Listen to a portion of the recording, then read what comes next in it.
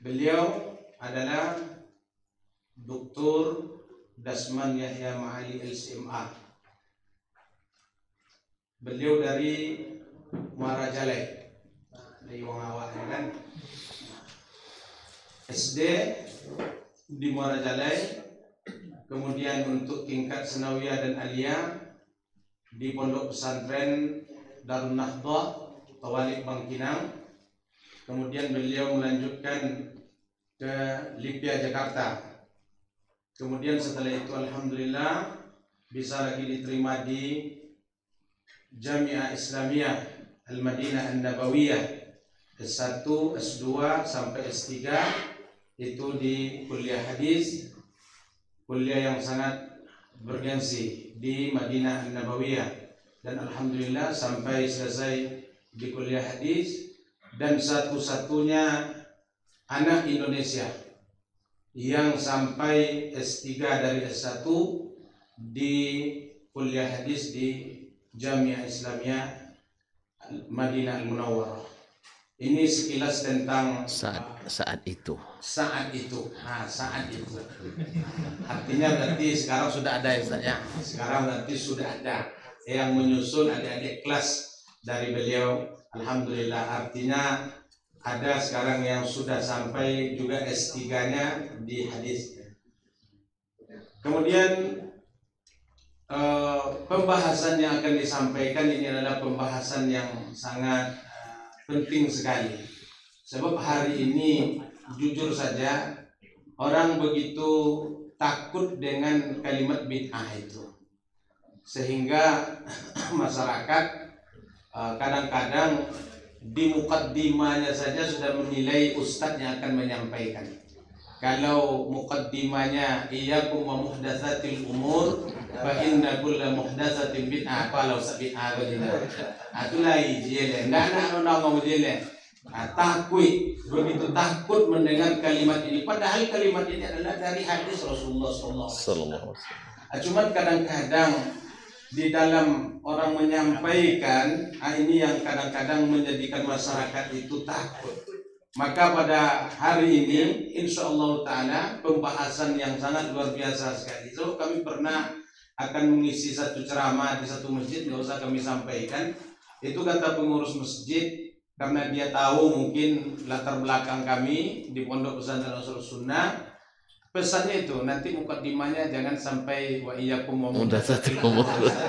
Biasa-biasa aja mukaddimahnya. Kenapa demikian kami sampaikan? Karena mendengar kata bid'ah itu orang hari nanti usah katanya.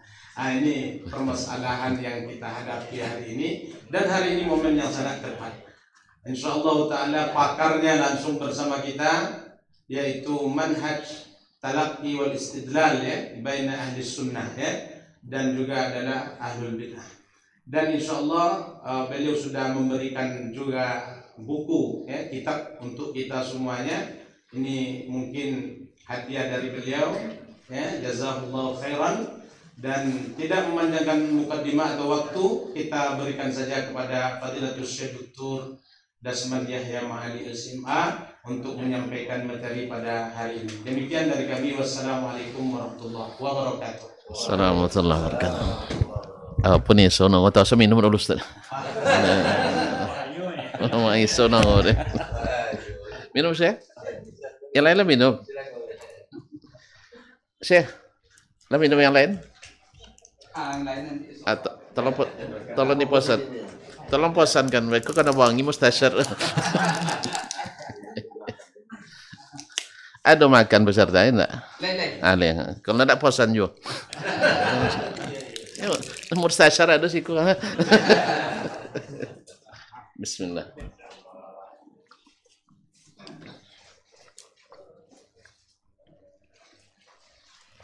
Alhamdulillah.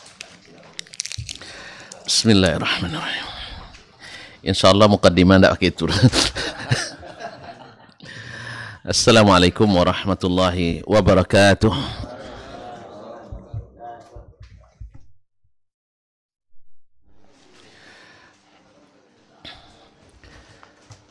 Alhamdulillahil azizil hamid, ahli tsana'i wat tamjid, فعال لما يريد. أشهد أن لا إله إلا الله وحده لا شريك له شهادة النجاة يوم الوعد والوعيد. وأشهد أن محمدا عبده ورسوله أفضل العبيد صلى الله عليه وعلى آله وأصحابه الكرام الأماجيد والتابعين لهم بإحسان إلى يوم يتحقق فيه الوعد والوعيد. أما بعد فأوصي نفسي وإياكم أيها الإخوة المسلمون بتقوى الله حق تقاته فإنه قد فاز المتقون. يا أيها الذين آمنوا اتقوا الله حق تقاته ولا تموتن إلا وأنتم مسلمون.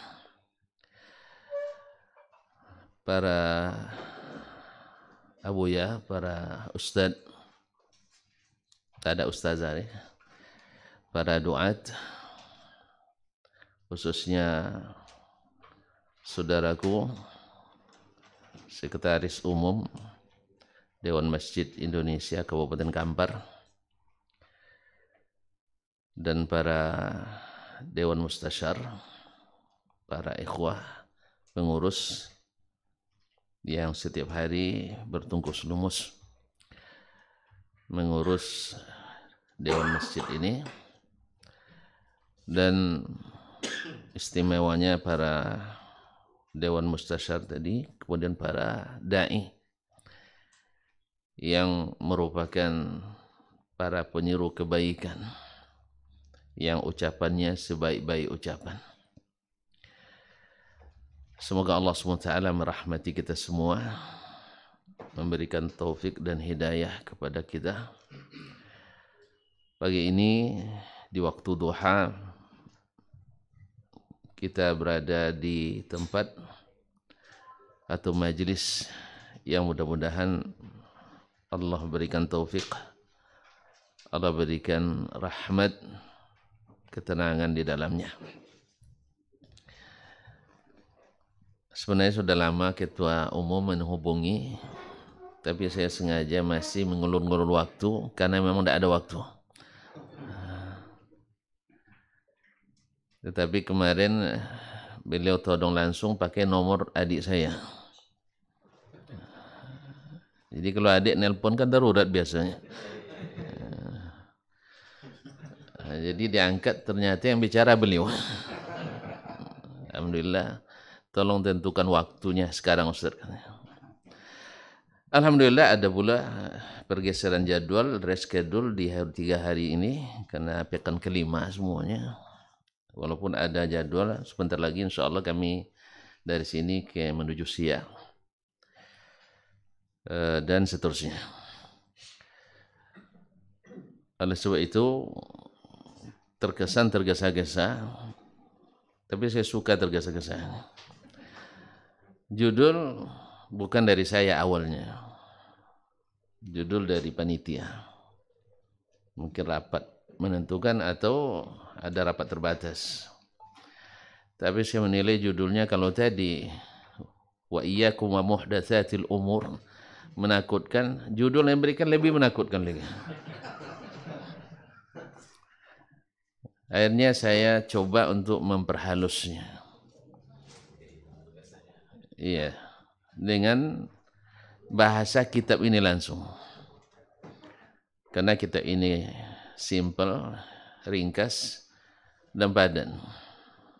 Dan alhamdulillah, insya Allah mewakili tulisan-tulisan yang berkaitan dengan manhaj al-istidlal wat-talaqqi. Wat-talaqqi masa istidlal, talaqqi wal istidlal.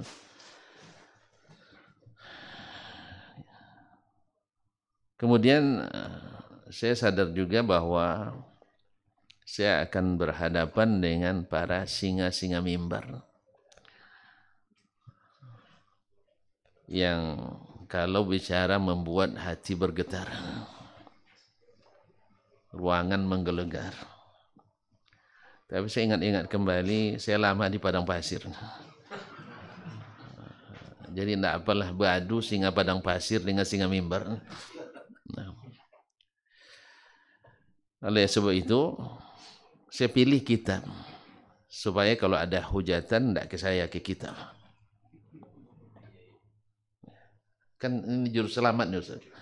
Nah, jurus selamat ini ada dalam kitab.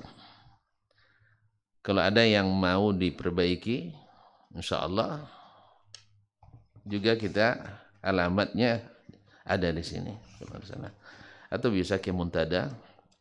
Kita ini terbitkan oleh Al-Muntada, Majalatul Bayan, supaya juga tidak dituduh nanti ini fanatis terhadap Saudi, karena kitab ini terbitkan di Inggris. Al-Muntada kan di British, Ustaz ya. Karena memang hari ini rentan sekali hal-hal seperti ini. Asal berbau Saudi nanti ini Wahabi. Allah musta'an. Ya, seolah-olah Wahabi itu hanya ada di Saudi. La ilaha illallah.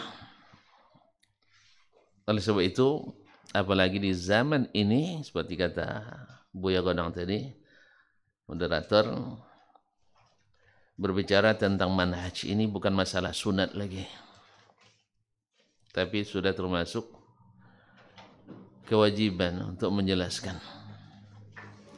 Sebab lain jalan, lain tujuan yang akan sampai. Karena di mana startnya, start itu sangat menentukan. Salah start, finish bisa salah. Dalam hitungan detik saja kita bisa kalah. Maka di mana dimulai, itu akan menentukan di mana diakhiri.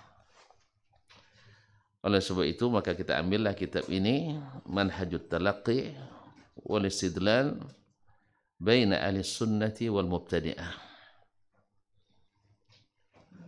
Kalimat manhaj artinya adalah at-tariq al-wadih al-bayyin, yaitu jalan yang jelas dan terang. Jadi jalannya harus terang dan jelas. Kemudian at-talaqqi maknanya adalah al-qabul. Dia juga disebutkan dengan makna at-ta'allum. Jadi ta'allumul ba'di min ba'd itu namanya talaqqa minhu. Atau qabila minhu, yani talaqqahu minhu wa innaka latulaqqal Qur'an. Sesungguhnya kamu diberikan, diajarkan Al-Quran. Jadi talaqqi adalah mengambil, belajar, dan menerima. Wal istidlal, istidlal artinya kalau kalimat ista itu maknanya talab, yaitu talabud dalil. Jadi meminta dalil, dan juga yutlaq ala isti'malid dalil. Istadalla bimana ista'mala ad-dalil atau talabat dalil. Istadalla al-qailuna bil jawaz bil kitabi wa sunnah mathalan wal ijma'. Berarti ista'mala al-qailuna bikadza ad-dalil min al-kitab wa sunnah. Atau istadalla dengan talabat dalil. Istadalla mana talab min ad-dalil. Berarti dari judul jalan yang jelas untuk mengambil dan menerima serta mencari dan menggunakan dalil. Baina ahli sunnati wal mubtadi'ah. Karena dalam Islam itu hanya terbagi dua, ahli sunnah atau ahli lawan sunnah. Ahli sunnah atau lawannya sunnah. Kalau takut orang disebut bid'ah, tidak usah sebut non sunnah. Nah, gitu. Ya mana tahu Ustaznya non sunnah. Sama sekarang tidak boleh nyebut kafir kan? Ya, orang Islam dan non Muslim, tidak masalah. Ya. Jadi orang ahli sunnah atau ahli non sunnah, karena berat menyebutkan kalimat bid'ah. Dan siapa ahlu sunnah itu? Nah, kalau klaim banyak, orang Maroko nanti bilang pengikut mazhab Maliki, mereka ahlu sunnah. Datang lagi kita ke India, Pakistan, Afghanistan, dan stan-stan lainnya, nanti mereka mengatakan ahli sunnah itu yang mazhab fikihnya Hanafi. Datang lagi kita ke Timur Tengah, negara-negara Teluk, orang ahli sunnah itu nanti yang mazhab fikihnya Hambali. Datang ke Asia Tenggara dan Afrika Timur, itu namanya nanti mazhab fikihnya Syafi'i. Akhirnya ahli sunnah itu tidak sama mazhabnya. Akhirnya semakin terpecah. Nanti semakin mengerucut lagi, nanti ya datang lagi Muhammadiyah, yang ahli sunnah itu Muhammadiyah katanya. Kalau yang NU nanti NU pula. Dan itu terjadi memang. Kalau tonton dulu pergi ke Madura, masa-masa kami tua dulu, ya, orang Muhammadiyah itu tidak dianggap orang Islam. Oleh orang awamnya ya, bukan apanya. Tidak orang Islam. Itu orang Muhammadiyah. Yang Islam itu kita. Agamanya lain tuh. Nah, agamanya lain. Jadi, maka apa yang maksud ahlus sunnah? Yang banyak definisi. Tapi yang paling pas rasanya, wallahu alam, adalah humus sahabatu radhiyallahu anhum. Mereka ahlus sunnah itu adalah para sahabat. Sebab mereka adalah yang mengikut sunnah secara komprehensif, secara totalitas, yang diridai oleh Nabi SAW sebagai golongan yang selamat.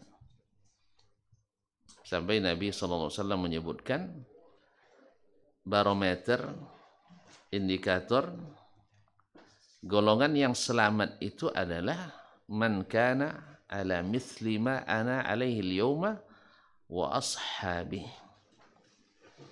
Ahlus sunnah itu, siapa golongan yang selamat itu dalam riwayat lain? Hum ahlus sunnah, humul jamaah. Lalu cirinya seperti apa? Man kana ala mithli ma ana alaihi al-yawma wa ashabi. Guru kami Profesor Hafiz Al-Hakimi menumpulkan hadis-hadis al-warida fi ta'ifatil mansurah. Maka beliau menemukan lebih kurang kumpulkan dari seluruh riwayat lebih kurang 30 hadis tentang at-ta'ifatul mansurah. 22 sahih, 5 hasan dan selebihnya dhaif. Berarti sebagian besarnya sahih. Kemudian tentang al-firqatin najiyah, karena ada firqah najiyah, ada ta'ifatu al-mansurah. Al-firqatun najiyah juga sekitar 27 atau 25 hadis, 18 diantaranya sahih, 5 atau 4 hasan dan selebihnya dhaif. Juga rata-rata hadisnya sahih. Dan dari seluruh riwayat itu, karena memang memahami hadis itu harus dikumpulkan semua riwayatnya, semua lafaznya. Karena sebagian merupakan dengan makna, sebagian merupakan mukhtasar. Maka di riwayat yang mufassal dan riwayat yang bil lafzi terdapat keterangan maksud daripada apa yang disebutkan. Maka rata-rata riwayat menyebutkan at-ta'ifatul mansurah wal firqatun najiyah bermuara pada man kana ala mithli ma ana alaihi al-yawma wa ashabi, yaitu orang yang beragamanya seperti saya dan para sahabat saya hari ini.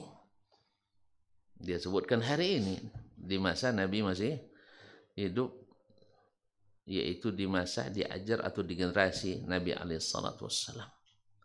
Maka mereka lah yang ahlus sunnah wal jamaah itu.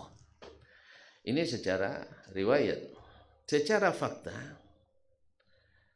para sahabat dengan segala ikhtilafat yang terjadi, dengan segala perbedaan pendapat, walaupun sebagian besarnya mereka ijma', mereka tidak ada aliran. Alhamdulillah di zaman sahabat tak ada Syiah. Tidak ada sahabat yang terlibat aliran Qadariyah. Padahal sudah mulai timbul di masa-masa sahabat masih hidup. Tapi tidak ada yang mereka yang masuk pemahaman Murji'ah, pemahaman Syiah, pemahaman Qadariyah. Itu tandanya mereka terpelihara. Oleh demikian, maka definisi yang paling pas untuk menyebut siapa ahlus sunnah, mereka adalah as-sahabatu radhiyallahu ta'ala anhum ajma'in. Kemudian berarti terhenti sampai di situ, karena ahlus sunnah kan ada terus sampai akhir masa kan. Bahkan setelah umat berpecah pun ahlus sunnah tetap eksis. Dalam hadis al-Ta'ifatul Mansurah tadi, dalam hadis al-Firqatun Najiyah, bahwa akan terpecah umat menjadi 73 golongan, seperti mana terpecahnya umat Yahudi 71, Nasrani 72, 73. Semuanya potensi masuk neraka. Na'udzubillah, thumma na'udzubillah, illa wahidah, kecuali satu. Nah, para sahabat, kita lihat ikhwan kaum muslimin dan muslimat, mereka tidak fokus pada siapa yang sesat itu. Karena mencari yang sesat itu tidak susah bila kita tahu mana yang selamat. Bila kita tahu mana jalan selamat, jalan sesat mudah diketahui. Tapi kalau sibuk mencari golongan ini sesat, golongan ini sesat, akhirnya lupa kita jalan selamat. Maka yang ditanya oleh sahabat, siapa yang selamat itu ya Rasulullah? Lalu Nabi jawab dengan jawaban tadi dengan berbagai lafaznya, tapi yang paling banyak adalah man kana ala mithli ma ana alaihi al-yawma wa ashabi. Sebagai riwayatnya makan humul jamaah. Sebagian mengatakan hum ala sunnah. Tapi yang paling umum riwayatnya adalah man kana ala mithli ma ana alaihi al-yawma wa ashabi. Ini ibarat pepatah Arab mengatakan qata'a Khuzaimah lisana kulli khatib. Ini perkataan ini memutus atau memotong lisan segala ahli retorika. Ya, ketika dikatakan al-sunnah itu siapa? Ya sahabat Nabi alaihissalatu wassalam dan yang mengikuti mereka dengan sempurna, dengan sebenar-benarnya. Makanya Pak kata walladzina taba'uhum bi ihsan, mengikuti mereka dengan ihsan. Kalau ihsan itu ya sempurna ikutnya, tidak hanya ikut secara teori tapi dalam aplikasi berbeda.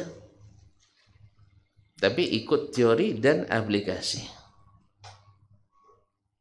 Kadang-kadang ikut secara teori, tapi di luar ada modifikasi.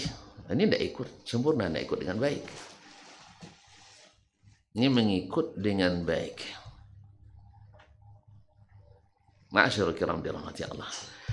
Jadi dari judul At-Talaqqi wal Istidlal antara Ahlussunnah wal Mubtadi'ah. Nah, kalau kita sudah tahu manhajnya atau siapa Ahlussunnah dan tahu kita manhajnya, seluruh manhaj yang lain yang di luar itu akan kita mudah deteksi. Karena seperti kata sebagian ulama, idza arabtal haqqa arabtal batil. Bila kita tahu yang hak, yang batil itu mudah dideteksi. Dan tidak sebaliknya, idza arabtal batil la ta'riful haqqa wa la ta'riful batil. Kalau kau mengenali yang batil dulu, yang hak tidak akan tahu, yang batil juga tidak tahu. Kalau Anda selalu menganalogikannya dengan ujian. Kadang kita kan satu lokal tuh ada yang cerdas, ada yang pintar kan. Biasanya kalau nak nuwe kayak mencadia atau kayak nembang, pasti mencadia. Pasti mencadia. Nengok. Kalau makan dah tengok ada dah. Mencadia tengok ada. Yang cerdas. Itu biasa di dalam kehidupan kita seperti itu. Ustaz ini cerdas, Ustaz ini kurang cerdas, biasa gitu kan. Akhirnya karena dia tidak hafal jawaban yang benar, tengok jadi rukun Islam 8. Iya kan? Non biasa-biasa, tengok si kolimo ya. Ini tidak hafal. Dia tidak hafal, tidak tahu mana rukun Islam itu. Pasti itu yang 8 ya. Iya, kalau tidak nopo itu tapi lebih lebih. Kalau pun pasti berlebih, gitu kan? Nah, tapi kalau coba dia hafal bahwa rukun Islam 5, tidak terpengaruh dengan kecerdasan, tidak akan terpengaruh dengan jabatan, tidak akan terpengaruh dengan nama besar dan popularitas. Ini pentingnya mengenali al-manhaj al-haqq itu, manhaj yang harus diikuti. Walaupun mungkin di dalam perjalanan kita tertatih-tatih. Ya. Ana juga sering mengatakan orang yang berjalan di jalan yang benar, ya di jalur yang benar, tidak lawan arus, jalan tol ya kan, ya jalan terang itu pasti ada juga salah. Misalnya di situ ada radar. Kalau kita di sana kan maksudnya jalan muraqab bil radar kan, jalan itu diawasi dengan radar. Itu larinya ada lari tidak boleh lebih dari 120, itu lambat dari sana. 110 lambat di sana. Iya. Jadi kalau lewat 120 kena tangkap radar, nanti kena laser kita. Nanti keluarnya kapan? Kita sedang ada urusan apapun online seluruh instansi. Kalau kita baru cerita sampai hari ini belum terrealisasi, sudah itu citulah awak maju pada orang lain. Jadi memang nggak godang keringkang biasa. Kaum muslimin muslimat, sejak kami sudah masuk di Madinah itu sudah ada online seluruh instansi. Urus telepon, keluar Pak, Bapak ada denda pelanggaran lalu lintas, kecepatan lebih, bayar dulu. Bayar ke mana? Bayar ke bank langsung. Tidak perlu ke Polantas, ambil kertas tidak perlu. Ya, tinggal klik pelanggaran lalu lintas ATM. Cuman sayang awak jangan punya ATM, itu masalah. Nah, kalau punya ATM tinggal apa? Kalau di beliau ini memang universitas beliau paling kaya di sana. Iya, kalau beliau ini di universitas terkaya di Arab Saudi. Universitas beliau ini di skala universitas dunia, universitas nomor 2 dunia sedunia yang memiliki dana cadangan paling besar. Artinya kalau sempat bangkrut pemerintah, universitas masih hidup bertahan 50 tahun ke depan. Seperti Harvard University nomor 1. Dan juga pernah ranking 7 dunia untuk SDM terbaik sedunia. Cuma kadang-kadang kan tidak sampai kau udah. Kadang sampai disembunyiin deh kawan gue. Dan kalau dia orang Arab banyak makan, orang Arab banyak bini, orang Arab banyak dogi.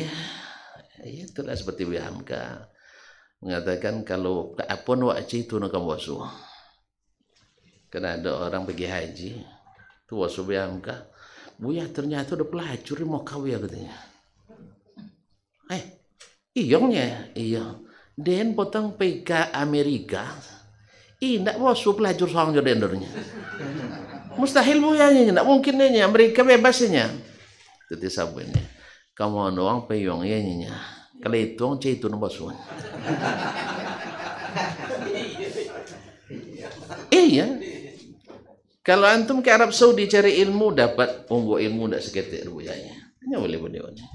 Tapi kalau encik wong sarau berarti baswa. Kalau encik sahut kan sahut lah tiap. Jadi tergantung apa yang kita cari.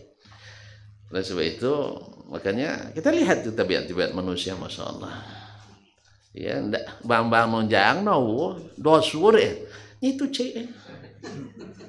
Dan alhamdulillah dan pernah boso belajar itu kecuali di mahkamah.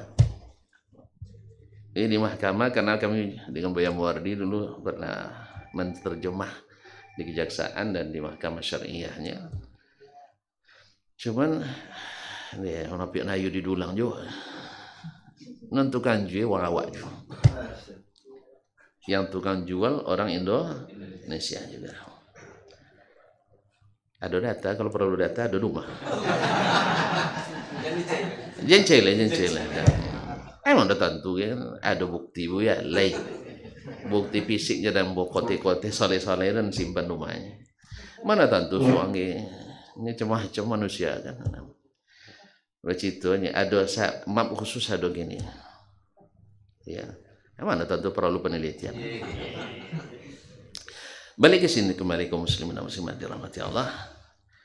Ini kitab ini sengaja Anda bawa dan kopikan. Ya. Alhamdulillah kemarin Anda tanya apa judulnya, dikasih judul mengerikan bagi saya. Ya. Masih saya simpan juga tuh. Nah, akhirnya Anda bawa kitab ini yang isinya adalah tentang manhaj talaqqi wal istidlal baina ahli sunnah. Nah, ahli sunnah tadi siapa? As-sahabatu sallallahu alaihi wasallam yang mengikuti mereka masuk ahli sunnah. Jika keluar dari manhaj mereka berarti sejauh mana dia keluar, sejauh itu dia menjauh dari ahli sunnah. Jadi tidak lagi pakai sekat-sekat yang dibuat orang sekarang bahwa mesti Hanafi, mesti Syafi'i, mesti Asy'ari, mesti Maturidi, mesti Dasmani. Nah. Ini memecah belah umat jadinya. Nanti ketemu dengan orang Pakistan, oh kamu kan orang Islam, orang Hanafi kamu. Tidak. Ahlus sunnah di seluruh dunia itu sama manhajnya. Karena sunnah itu sunnah Nabi, bukan sunnah Nusantara. Ya, walaupun ada markas sunnah Nusantara, maksud Nusantara tempatnya bukan sunnahnya. Masyaallah kiram dirahmati Allah. Jadi sunnah itu dimanapun sama. Mereka tidak dikenal kecuali dengan sunnah. Maka yang membuat patokan-patokan, sekat-sekat selain itu ini memecah belah. Ya, seolah-olah nanti orang Afrika tidak berhak hidup di Indonesia. Dan orang Indonesia tidak boleh tinggal di India kecuali harus ikut mazhab Hanafi. Ini dari mana? Dari imam mazhab? Tidak ada. Dari Nabi apalagi? Al-Quran sama sekali tidak ada. Ini hanya, nah ini yang sekarang. Ini hanya mengajarkan taklid buta kepada para masyayikh yang merupakan malamih ciri khas bukan ahli sunnah. Nah sekarang kita mulai. Sebelum masuk ke manhaj ahli sunnah dan al-mubtadi'ah, menjawab perkataan Umar bin Khattab radhiyallahu taala anhu, man lam ya'rifil jahiliyah la ya'rifil Islam. Siapa yang tidak mengenal jahiliyah tidak kenal pula indah-indahnya Islam. Maka saya memulai dengan tamhid malamihut tafkir wal istidlal ad-dini bainal jahiliyah wal Islam. Sekarang dulu dikomparasikan antara ya cara-cara berpikir antara orang agama dalam beragama antara jahiliyah dan Islam. Perlu kita ketahui para ustadz, para abuya yang saya muliakan, kita diskusi santai aja nih, bahwasanya orang jahiliyah dulu mereka rasanya otaknya sama juga dengan kita, tidak ada beda. Mungkin mereka lebih cerdas. Buktinya mereka bisa berhubungan internasional. Ekspedisi dagangnya sampai ke Romawi, sampai ke Persia. Kita ke Sumbar tidak sampai. Iya kan tidak sampai lah. Apalagi Wacu itu intinya kalau anda laju-laju makan mur satu. Tiba kojo anci lu. Ndak beja dah. Gaji. Hah? Aku gaji. Gaji nak godang. Kerengkang.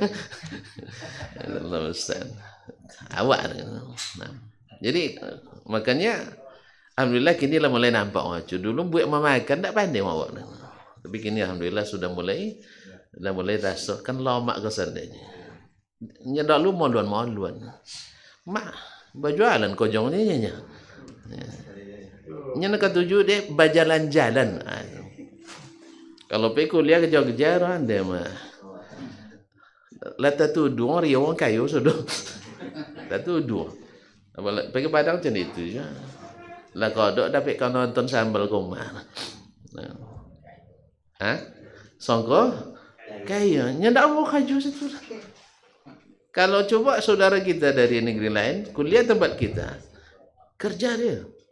Tapi kalau awak pergi kalau kuliah, main kerja. Nah, Honda loju makan nomor 1. Pas kerja nanti lo. Jadi mereka orang-orang hebat sebenarnya berpikirnya akal Allah ciptakan bagi semua manusia dengan kadar yang tak jauh-jauh berbeda. Mungkin mereka lebih hebat. Apa lebih hebatnya? Berpikirnya hafalannya lebih kuat. Mereka lebih kuat hafalannya dan bisa mencerna. Mereka ahli perang, ahli berdagang, dan juga ahli dan hal-hal lain.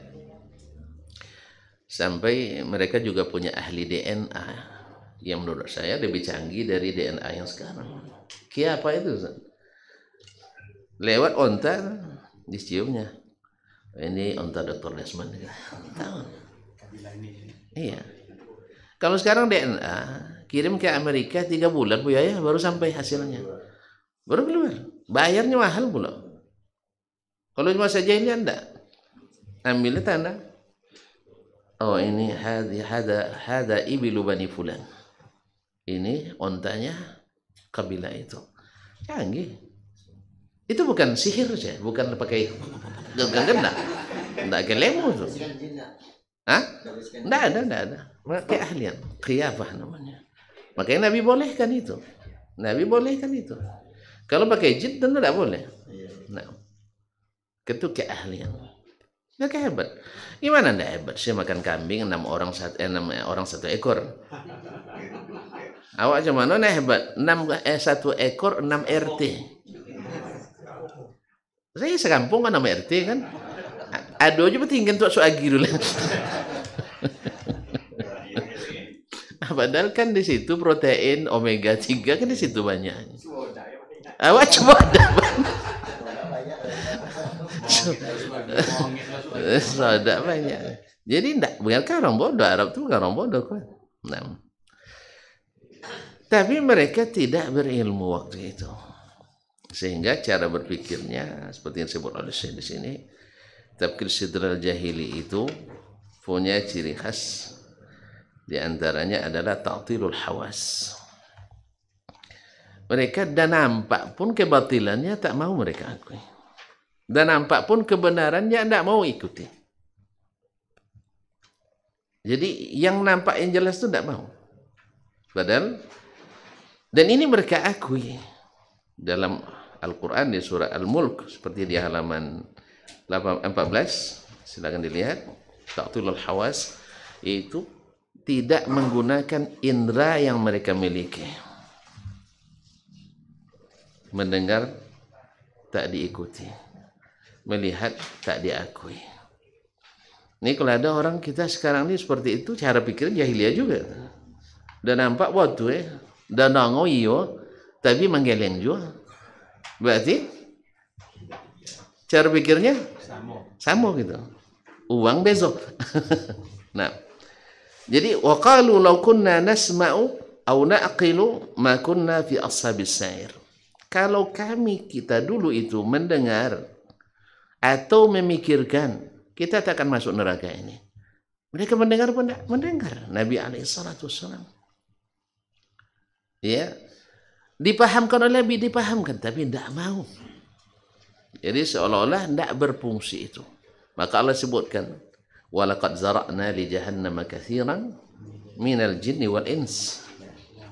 lahum qulubun la yaqiluna biha. Bukan mereka tidak berpikir sebenarnya, tapi tidak memikirkan kebenaran itu. Tidak masuk kebenaran. Walahum a'yunun la yubsiruna biha. Bukan mereka tidak melihat. Nampak Nabi itu menjelaskan. Mukjizat itu nampak. Mereka yang minta belahkan bulan. Tetap juga tidak masuk. Walahum a'adhanun la yasma'una biha. Ulaika kal an'ami bal hum adall. Ini jahiliyah itu. Yang kedua, al-i'timad 'ala al-khurafat wal asatir. Mengandalkan khurafat dan dongeng-dongeng. Hal-hal yang aneh-aneh. Sekarang mungkin kita juga sudah masuk juga fase ini. Asal ada yang aneh, wali. Subhanallah. Ya, orang dengan merem begini datang Nabi. Percaya juga kita. Ya sampai micang semuanya. Mau bincang ya? Datang Nabi. Apa dalil? Togak dan tadinya. Subhanallah. Ratusan, jutaan orang percaya dengan seperti ini. Makanya ketika Syekh Abdul Qadir seperti diceritakan oleh Imam Az-Zahabi rahimahullah dalam As-Siyar dalam Tarikhul Islam, ketika Syekh Abdul Qadir Al-Jilani berjalan di tengah malam, tiba-tiba datang cahaya. Orang yang tak berilmu kecuali Allah hijabnya cahaya, masuk nih. Tiba-tiba turun cahaya dari atas. Walaupun dia percaya Allah di atas, tapi cahaya turun dari atas, percaya dia dibuat itu. Datang cahaya. Dari balik cahaya ada yang bicara. Abdul Qadir. Inni sa'uhi ilaika fastami' lima yuha. Mirip ayat juga kan. Wahai Abdul Qadir, saya akan wahyukan kepadamu sesuatu. Dengar apa yang diwahyukan. Fastami' lima yuha. Ketawa si Abdul Qadir. Apa katanya? Ya kazab, ya aduwallah. Kamu pendusta dan musuh Allah. Karena dia tahu bahwasanya Allah tidak menurunkan wahyu lagi setelah Nabi Muhammad SAW wafat. Dan bahwa Allah SWT tidak ada dalil yang menunjukkan dia turun ke dunia. Yang ada adalah Allah turun ke langit pertama. Sebenarnya tidak percaya juga orang tuh. Tapi pas ini percaya dia. Jadi subhanallah kaum musliman muslimat. Apa kata iblis yang ada di balik cahaya tadi? Ketawa dia terbahak-bahak. Lalu dia katakan, saya sudah sesatkan banyak syekh dengan cara seperti ini. Jadi syekh tadi sesat gara-gara itu. Makanya Nabi Isa alaihissalam seperti diriwayatkan oleh Imam Sufyan bin Uyainah dan juga Wahab bin Munabbih, dia salah seorang ulama ahli kitab dulu yang masuk Islam. Dia sebutkan Isa menyatakan iyyakum wal ulama al-kadzabah. Hati-hati kalian dengan ulama pendusta. Karena ini cara dusta itu. Antum mimpi, siapa yang punya detektor mimpi?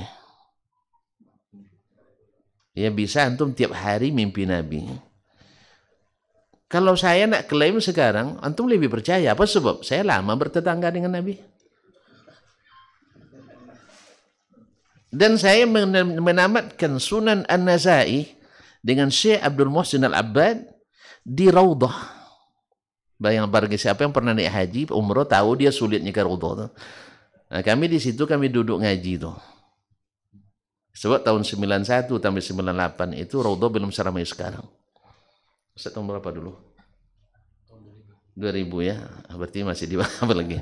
Ya, pokoknya ada sampai sebelum krisis ekonomi di kita. Karena krisis ekonomi bawa berkah namanya ke Indonesia, banyak yang haji. Banyak umrah. Sebelum itu Raudhah itu tidak terlalu ramai. Artinya ramai juga tapi tidak seperti sekarang gitu.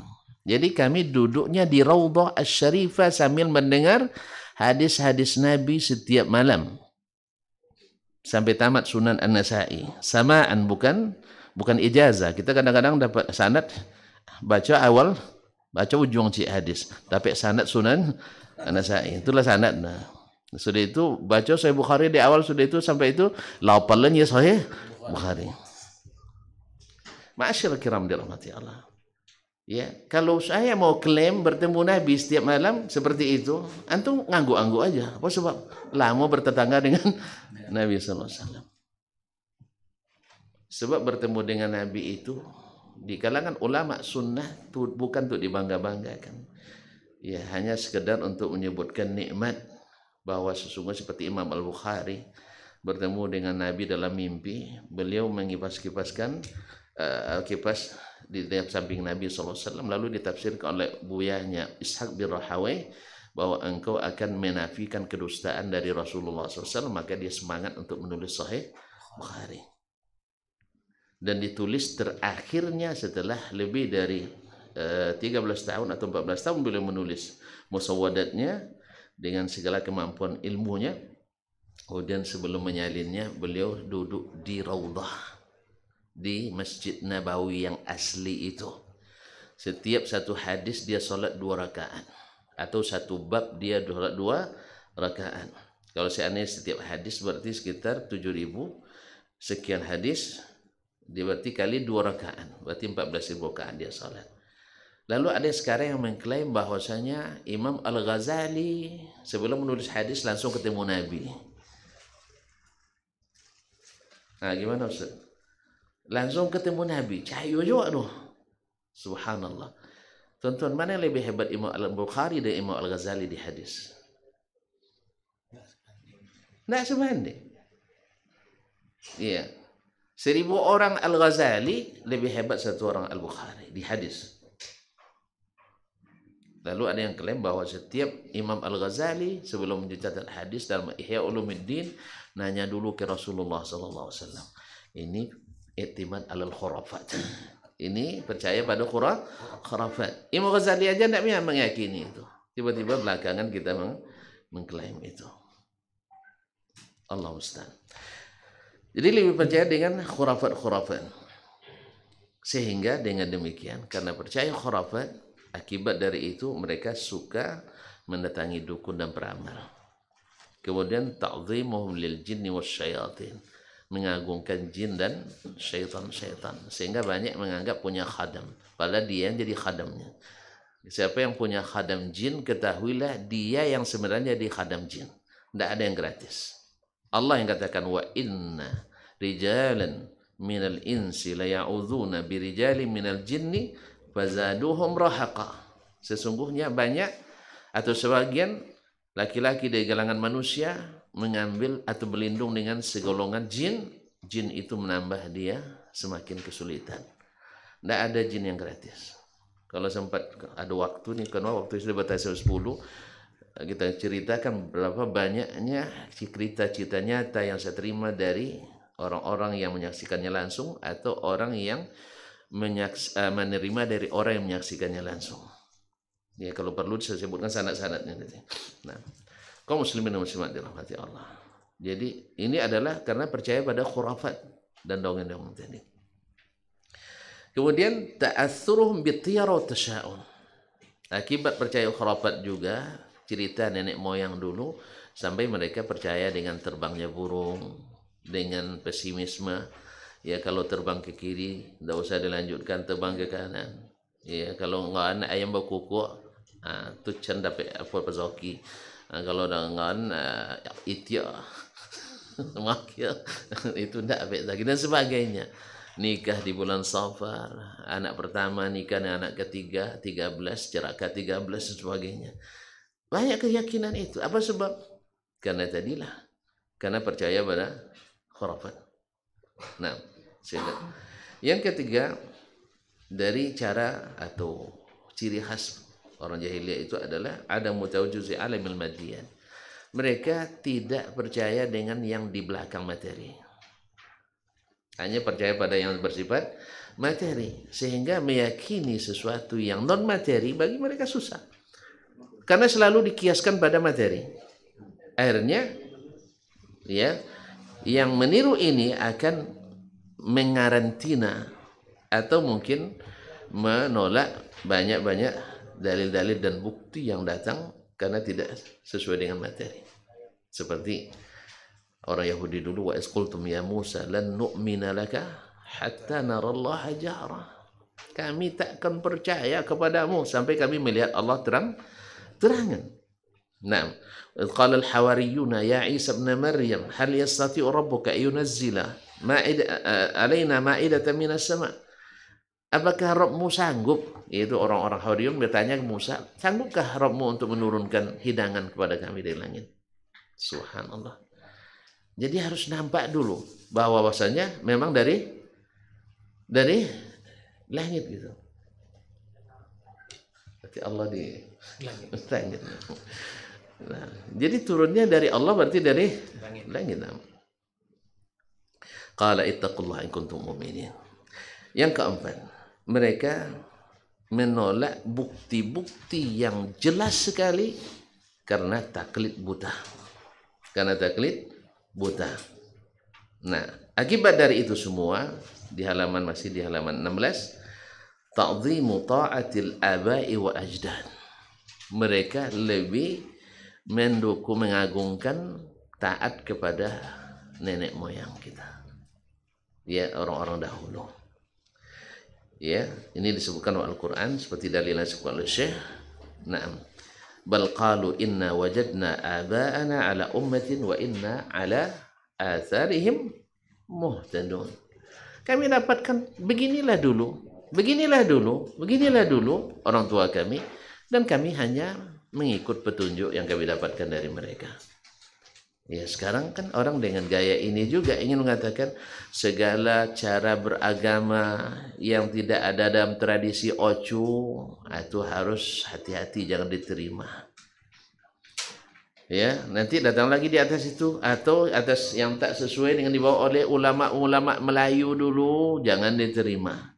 Besok naik lagi ulama Nusantara. Ujung-ujungnya nanti tidak diterima oleh dunia. Akhirnya tak ada Islam yang diterima nanti. Apa sebab? Karena taklid buta kepada nenek moyang. Jadi, dan kita kan pada umumnya yang kurang beragama, yang lemah dalam beragama itu disebut Islam Melayu, Islam Nusantara, Islam Kampar, Islam Ocu. Ya menghidupkan peninggalan itu termasuk disukai oleh hati kita. Apalagi kalau dipoles pula dengan dalil-dalil syar'i yang tidak tepat pada waktunya. Baik, waktu kita sebenarnya terambil oleh pembukaan tadi Ustaz. Iya. Sebenarnya waktu saya ditambah maunya nih kalau. 6. Setengah jam tadi ya. Baik. Kalau tidak sampai nanti, ini baru tentang jahiliyah nih, cara pikir jahiliyah. Kemudian taklidul ulama wal ubad. Akibat daripada taklid buta tadi, menolak bukti-bukti nyata tadi, satu mentakzim orang tua, para nenek moyang, kedua taklid buta pada para ulama dan ahli ibadah. Dengan alasannya banyak. Satu, mereka pasti lebih hebat dari kita. Tak mungkin orang tu taklid kalau bukan menganggap lebih hebat. Kemudian ulama, para ahli ibadah, pasti alasannya mereka lebih taat dari kita. Tak mungkin taklid buta pada mereka kecuali kita menganggap mereka lebih ahli ibadah dari kita. Antum puasa Senin Kamis saya sering tak ikut katanya. Apa hubungannya antara ilmu dengan ibadah seseorang? Ilmu itu ya keterangan, riwayat. Kalau ibadah itu amalan sendiri, walaupun tidak mengamalkan itu ada hal yang memberatkan kita kalau tidak amalkan ilmu. Tapi sekarang masalahnya ahli ibadah tadi beribadah dengan ilmu atau tidak? Karena tidak sedikit orang beribadah tanpa ilmu, dan ini nyata. Nabi yang katakan sesungguhnya alimun wahid alimun wahid akhwafu ila syaitan min alfi abin. Sesungguhnya seorang alim lebih ditakuti oleh syaitan daripada 1000 ahli ibadah. Tentu masih ingat hadis yang masyhur selalu sampaikan di mimbar, orang yang bunuh 99 itu datang ke ahli ibadah, tidak ada solusi, akhirnya tewas lagi ahli ibadah. Untung ditunjukkan ke alim, orang berilmu. Alhamdulillah, dari menambah dosa akhirnya menghilangkan dosa. Makanya syaitan suka pada ahli ibadah yang tidak berilmu dibanding yang kurang ibadah tapi berilmu. Sebab tidak berbuat, tidak ada penyesalan. Artinya tidak melakukan yang sunat-sunat, maksudnya bukan yang wajib ya. Meninggalkan yang sunat-sunat tapi selalu melaksanakan yang wajib, itu lebih hebat daripada yang mengerjakan yang tidak disyariatkan dan penat-penat ternyata tidak masuk catatan. Wujuhu yawma idzin khashi'ah amilatun nasibah. Umar menangis baca ayat ini. Apa sebab?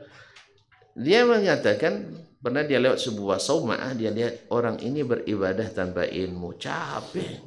Nikah tidak, kerja tidak, makan dikurangi, ya, tapi tidak diterima. Apa sebab? Tidak ada dasar ilmunya, tidak ada dasar syariatnya. Contoh konkret, tuan-tuan dan puan yang saya muliakan, ya, ibarat kerja tidak ada SK, tidak ada gaji, kan ya? Iko ketua DMI kalau tidak ada SK, tidak keluar anggaran, kan itu? Kemudian anggaran juga tidak cair tuh, biar ada lebih setahun itu, ya kan? Kalau tidak sesuai mata anggaran juga tidak keluar. Kalau keluar jadi temuan. Dan saya sudah pernah jadi korban. Iya, sudah pernah jadi korban. Kerja tak digaji. Kadang ada SK pun kadang tidak turun juga gaji. Iya, saya ada pun SK kadang tidak ada gaji, pula kita Pak SK. Anda turun pulang ke Indonesia 2009 di akhir Februari, berarti Maret udah masuk. Karena memang ada undangan resmi dari rektor waktu itu untuk bergabung ke Unsuska. Awak karena rektor yang ngundang, suruh kerja langsung kerja, ngantor lantai 3 rektorat kan bergengsi pula kan ya, 3 rektorat kantornya. Ya, dan dengan jabatan ekuivalennya sama dengan dekan gitu. Waktu itu, sekarang turun 2 tingkat. Nah, setelah saya turun 2 tingkat. Subhanallah. Jadi kerja lagi sampai bulan Maret karena duit masih ada. Ya pas pulang adalah untuk 3 bulan ke depan kan masih ada kan. Ya ada duit lah sedikit. Nah, jadi duit apa nama ganti cetak risalah karena dia mau dicetak oleh percetakan. Kemudian ada uang tolak istilahnya kan, uang tamat dikasih lo uang takharruj kan, badan takharruj itu kumpulan untuk modal 3 bulan ke depan. Ya kalau apalagi lo tinggal di rumah mertua kan masih lumayan penghematannya. Jadi tidak tanya-nanya gaji lah, awak pun malu juga nanya kan. Ya minta pitika amak dulu tidak berani, apalagi minta pitika rektor kan. Untuk ketemu rektor 2 itu Pak Profesor Ilyas. Datangnya kantornya ada urusan. Ustaz lah nih mau gaji. Jangan apa gaji rupanya. Aku kan tak tahu, lu jujur aja jangan apa gaji nih. Ini beliau kan paham dia kan, mau urusan beliau rektor 2 kan. Dia langsung telepon ke pegawaian. Fulan, kamu ini. Nanya kata. Ya. Indang buka katuk buyakanya. Aduh Pak lupa paknya. Wah, dia lupa yang tu tak bergaji buyarnya. Alhamdulillah. Tetapi caranya lah lewat lah April lah pertengahan lah. Akhirnya hitung dari 1 April. Maret jauh. Awak sedang butuh piti wano sediasa. Tapi jauh. Jelas ya? Ini untung le ada piti sekeneknya. Untung le ada piti. Kalau enggak dia. Itu bukti bahwa kerja tanpa SK tak ada gaji. Amalan tanpa syariat tak ada dalil, tak ada pahala. Itu yang harus dipahami. Nah, ma'asyiral kiram dirahmati Allah SWT. Jadi kemudian taklid selanjutnya taklid taklid kepada ulama, dan tidak jarang pula taklid kepada para pemimpin, para raja, para tokoh. Itu semua yang diceritakan Allah SWT dalam Al-Qur'anul Karim. Ya, yauma tuqallabu wujuhum fin nar yaqulun ya laitana ata'na Allah wa ata'na ar-rasul wa ata'na ar-rasulah. Ketika wajah mereka dibolak-balikkan dalam neraka, mereka berkata, seandainya laita ditemani ya. Tidak ada harapan dulu ya. Tidak ada taraji dah. Diteman nih. Andainya kami taat kepada Allah dan taat kepada Rasul. Wa qalu rabbana inna ata'na sadatana wa kubara'ana fa adalluna as-sabila. Ya Allah, kami dulu taat kepada pemimpin kami, para tetua kami, sehingga mereka sesatkan kami dari jalan. Rabbana atihim dhi'faini minal azab. Sekarang baru mereka harus dapat azab 2 kali lipat. La ilaha illallah. Jadi berat kaum muslimin. Wal anhum la'nan kabira, laknat mereka dengan laknat yang besar. Sehingga dengan demikian ahlul jahiliyah itu lebih mengutamakan kebiasaan, adat dan tradisi. Ma'asyiral kiram. Yang kelima, ciri khas jahiliyah itu adalah ittiba'ul hawa. Mengikuti hawa. Hawa itu pikiran dan perasaan. Apa yang sesuai dengan keinginan dan keinginan. Kalau Buya Harrison menyebutkan mengikuti hawa itu kalau le sesuai kebenaran jo hawa sono mengikutinya. Anumpaya ketika ndak sesuai jo hawa. Tapi kalau sesuai ndak jalan gini dulu. Ini lebih paham dulu.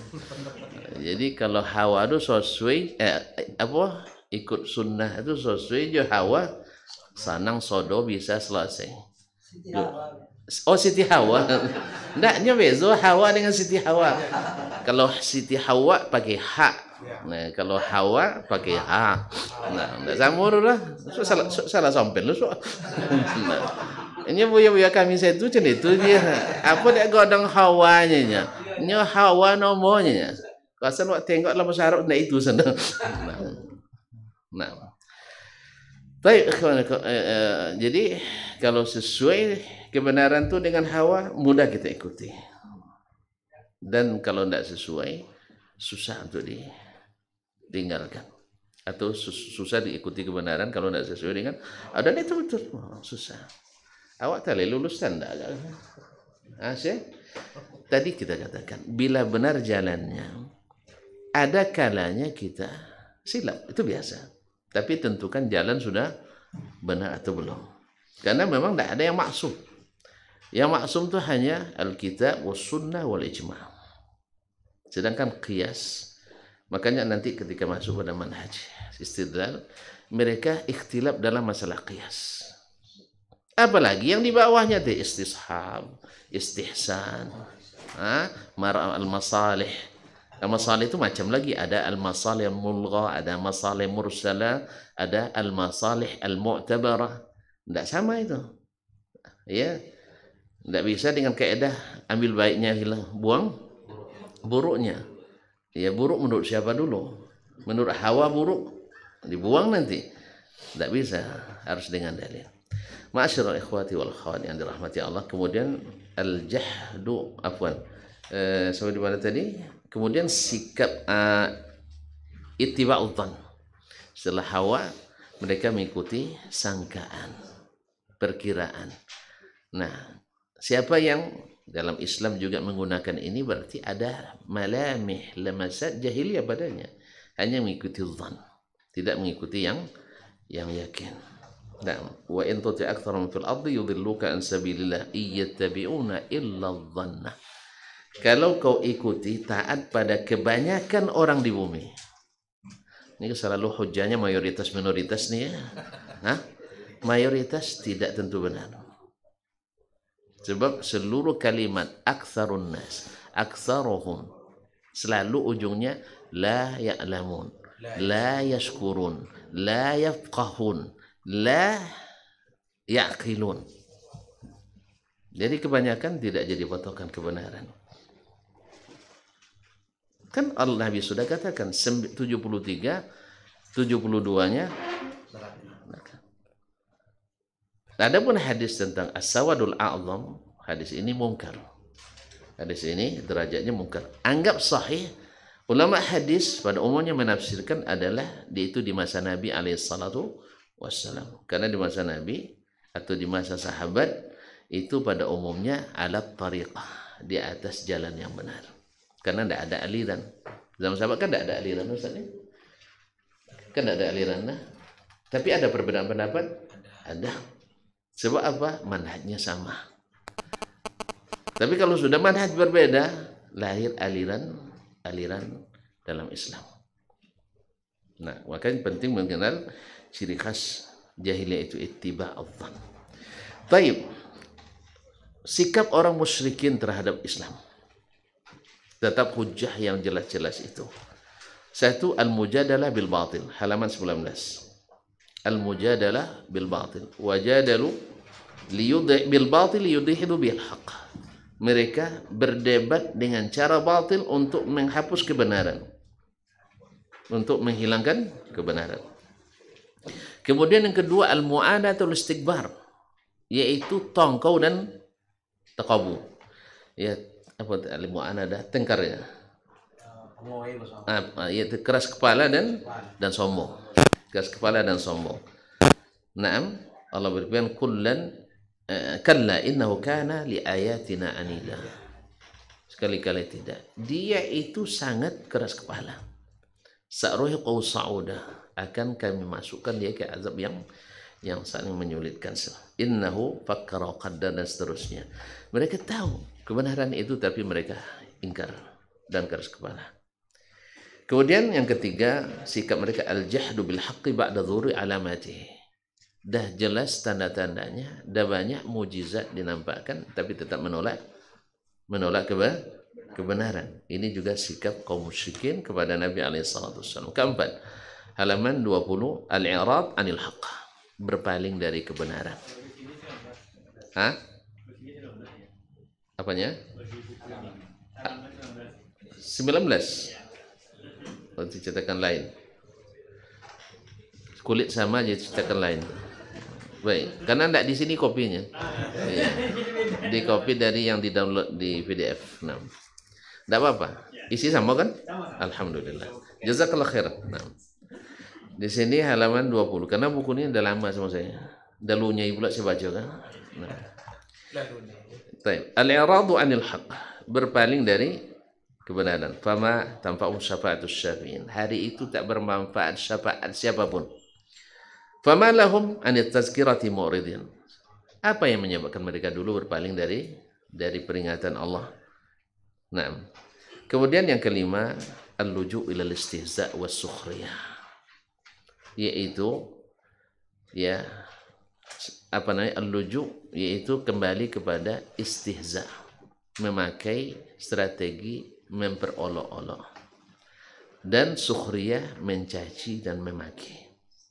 Lihatlah para penolak kebenaran itu selalu menggunakan bahasa caci maki, merendahkan, bahasa-bahasa yang, makanya saya selalu bilang ini cara jahiliyah. Ya, menggunakan caci maki itu cara jahiliyah. Nanti ditambah lagi dengan persekusi, istikhdamul quwwah, yaitu menggunakan kekuatan. Kalau dekat dengan penguasa, maka akan ditekan. Seperti dulu Ahmad bin Abi Du'ad dekat dengan penguasa Bani Al-Abbas, maka dia menekan imam-imam ahli sunnah, Ahmad bin Hanbal, Al-Buwaiti, Abu Sa'd Al-Buwaiti, murid Asy-Syafi'i. Ditekan semua mereka. Ahmad bin Nasr Al-Marwazi sampai dibunuh. Yahya bin Ma'in dipaksa mengakui. Ali bin Madini dipaksa. Ya, dan mereka itu guru-guru besar sunnah semuanya. Dan dianggap sebagai penyesat umat waktu itu. Ahmad bin Abi Du'ad dengan tegas mengatakan kepada Al-Mu'tasim, sebelumnya kepada Al-Ma'mun, ini Ahmad bin Hanbal ini dhallun mudhillun ahlul bid'ah, sesat dan menyesatkan ahli bid'ah. Jadi kalau seandainya dengan keedah yang dibuat oleh dia, Ahmad jadi ahli bid'ah. Ahmad jadi ahli bid'ah. Apa sebab keedahnya? Ia tidak menyesuaikan dengan keadaan masa sekarang. Jadi ahli bid'ah Ahmad. Tapi kalau dengan definisi tadi bahwa sunnah itu asalnya para sahabat, Ahmad jadi ahli sunnah. Bahkan ketika disuruh bermunazarah di depan Al-Mu'tasim, disuruh munazarah depan Al-Mu'tasim, Ahmad sendirian. Ahmad bin Abi Du'ad lengkap dengan perangkatnya. Ditambah penguasa yang pada umumnya terpengaruh oleh pikiran Ahmad bin Abi Du'ad. Maka Imam Ahmad tidak mau. Apa pasal? Dia sendiri ini pendukung semuanya, pendukung Ahmad bin Abi Du'ad. terpengaruhnya pembisik istana. Akhirnya karena dipaksa oleh oleh Khalifah Al-Mu'tasim untuk bermunadharah, akhirnya Imam Ahmad menerima. Lalu dia kan nuduh Ahmad tidak berakal, picik dan sebagainya. Lalu seluruh pertanyaan Ahmad bin Abi Du'ad terjawab oleh Imam Ahmad bin Hanbal rahimahullah, dan tak satu pun pertanyaan Imam Ahmad yang terjawab oleh Ahmad bin Abi Du'ad. Karena Ahmad bin Hanbal pertanyaan begini aja, kamu mengatakan Allah tidak berbicara? Iya. Kata Imam Ahmad, tolong sebutkan satu huruf saja dari Nabi atau dari sahabat. Karena kaidah Imam Ahmad dan kaum muslimin pada asalnya, yang ahlu sunnah itu siapa? Sahabat. Jadi datangkan satu huruf dari Nabi atau dari sahabat yang menolak Allah berbicara. Tidak dapat dia jawab, karena dia bukan ahlinya. Dia hanya mengatakan kalau berbicara mesti punya mulut. Kalau punya mulut ada giginya, gigi seri dan sebagainya, mirip dengan makhluk. Maka dia tolak. Kata Imam Ahmad, tidak, kita tidak mengatakan seperti itu. Karena dituduh sebagai mujassimah oleh Mu'tazilah. Imam Ahmad dianggap mujassimah. Sebagai ahli bid'ah hari ini mengatakan orang yang beriman Allah berbicara, menganggap kita mujassimah. Tidak, kita tidak mujassimah. Kita tegaskan kita tidak pernah menyerupakan Allah dengan makhluk. Tapi dalam pikiran Mu'tazilah dan yang ahli kalam yang ikuti cara berpikir itu menganggap kita mujassimah. Sehingga dia katakan mesti bermulut. Ya, untung HP belum ada waktu itu. Sekarang HP berbicara, ada mulutnya. Hah? Ini kalau masih ada juga yang sekarang pikiran seperti itu, masih terbelakang cara pikirnya. Yaitu setiap yang berbicara mesti pakai mulut, mesti pakai lidah, mesti pakai gigi. Handphone ada mulutnya. Kemudian di zaman Nabi SAW, batu mengucapkan salam ke Nabi. Ada mulutnya? Tidak juga. Kemudian pohon korma menangis. Ya, menangis kan karena sedih. Sedih berarti ada hati. Ada hati. Tidak ada matanya. Makanya seluruh hukum yang mereka sebutkan itu makhluk semua. Lalu dikiaskan Allah ke makhluk. Akhirnya ditolaklah ayat-ayat hadis-hadis Nabi SAW. Dan ini tak pernah terjadi di zaman sahabat. Makanya ketika diminta kepentolan Mu'tazilah, datangkan ayat, datangkan hadis dari Nabi menolak Allah berbicara. Tidak ada. Dari sahabat? Tidak ada. Berarti kamu mengada-ngada. Jadi tuduhan bid'ah itu kembali ke kamu, bukan saya. Sebab saya mengikut ahlu sunnah. Dia menolak Allah punya mata. Kalau punya mata berarti berkedip-kedip matanya, gitu kan? Terbayang mata siapa yang kau bayangkan? Mata manusia. Tolong sebutkan satu huruf saja dari Nabi yang menolak itu. Nggak ada. Dari sahabat? Nggak ada. Berarti siapa yang ahlu sunnah? Kamu atau saya? Wabuhital ladzi kafar. Nggak punya. Imam Ahmad tidak mau sebenarnya. Karena dia tidak mau mempermalukan orang. Sebab dia adalah ketua Mahkamah Agung. Jangan main-main. Ahmad bin Abi Du'ad itu Qadil Qudat di masanya. Tahu Qadil Qudat? Itu Mahkamah Agung. Salah-salah presiden mereka kena hukum kan. Jadi walaupun sebenarnya ngangkat presiden melantik kan. Tapi kan namanya Mahkamah Agung tuh berat, tinggi itu. Dia yang kuasai. Sehingga qadi-qadi di seluruh daerah dia yang angkat. Tentu yang diangkatnya orang yang sepaham. Dari dulu sampai hari ini masih banyak seperti itu. Jadi pembalikan fakta itu. Oleh sebab itu kita harus tahu mana yang ahli sunnah itu mana. Ya sahabat. Sebab mereka tak ada terpecah. Kalau setelah itu terpecah enggak? Terpecah. Tabi'in dah mulai ada Syiah, ada Khawarij, ada Mu'tazilah, ada ahli kalam, dan seterusnya. Sahabat enggak, satu aliran. Nah, itulah ahli sunnah. Nah, siapa yang mengikuti cara mereka, itulah ahli sunnah. Ya, tapi seperti tadi, bukan teori. Ya, bukan ucapan, bukan retorika. Oh, kita pengikut salaf katanya. Kita mengikut salaf. Habis itu membelakangi as-salaf, bahkan cenderung mengolok-olok orang yang mengikuti cara beragama mereka. Ma'asyiral ikhwan yang dirahmati Allah. Jadi kemudian sedangkan dalam Islam, yang keenam tadi menggunakan kekuatan. Yang ketujuh adalah muhawalatus syirbil anbiya wa du'atil haqq, yaitu dengan memframing buruk para nabi dan para dai yang membawa kepada kebenaran.